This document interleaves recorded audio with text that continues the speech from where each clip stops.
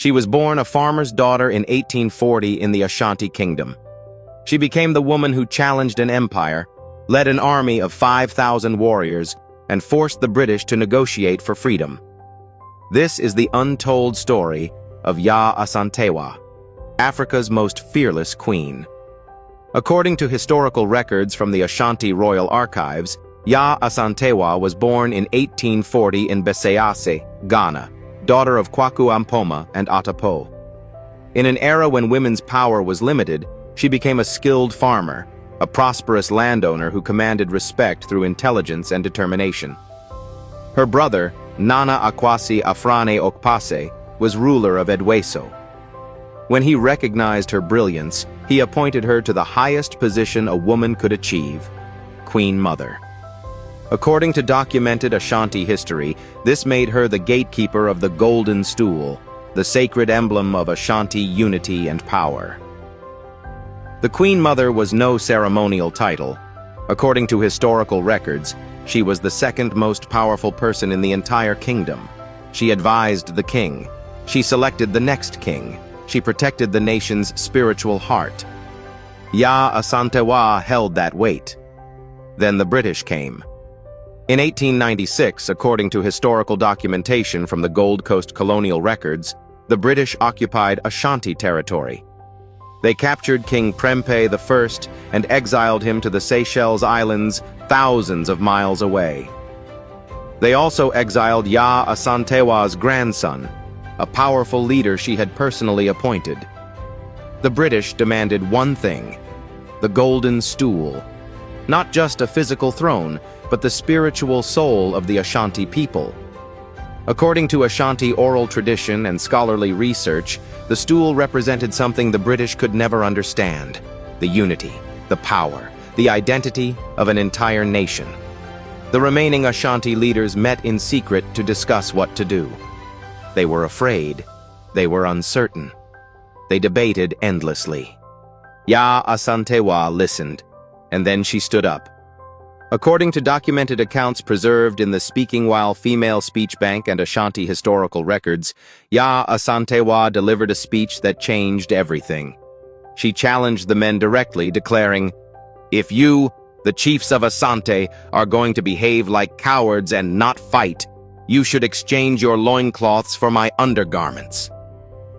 Then, according to oral tradition, she seized a gun and fired a shot into the air. A physical declaration of war. The Ashanti assembly fell silent. Then they began to prepare for battle. On March 28, 1900, according to Gold Coast military records and Ashanti documentation, Yaa Asantewaa led 5,000 warriors against the British Empire. It was a siege that would last months. According to the Africa Defense Forum and historical records, when the British governor arrogantly sat upon the Golden Stool, an act of profound disrespect, the Ashanti fought with a fury the British had never witnessed. The cost was staggering. According to documented military records, 1,000 British and Allied soldiers died. 2,000 Ashanti warriors fell. More casualties in one war than all previous Anglo-Ashanti conflicts combined. But the Golden Stool was never surrendered. Never. According to historical accounts, it was hidden deep in the forest, protected by the people's will. Yaa Asantewaa was captured and exiled to the Seychelles.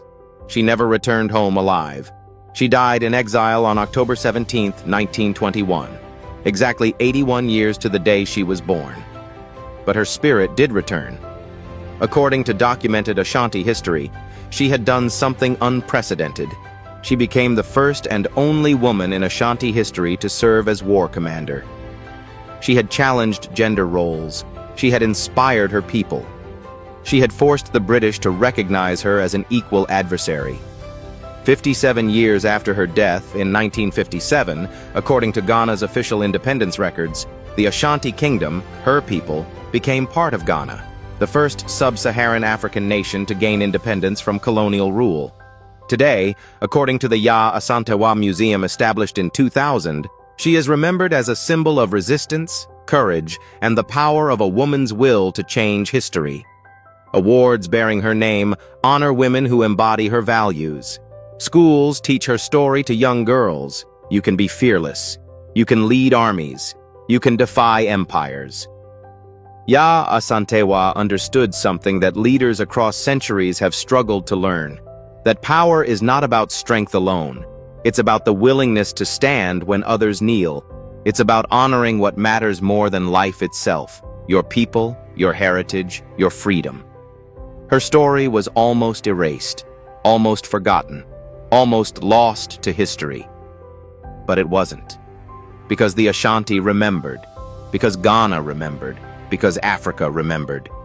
If you believe that courage knows no gender, if you believe that one person can ignite millions, if you believe that history belongs to those brave enough to fight for it, then subscribe to Ikemefuna History TV, because we bring you the warriors, the queens, the legends that the world tried to bury.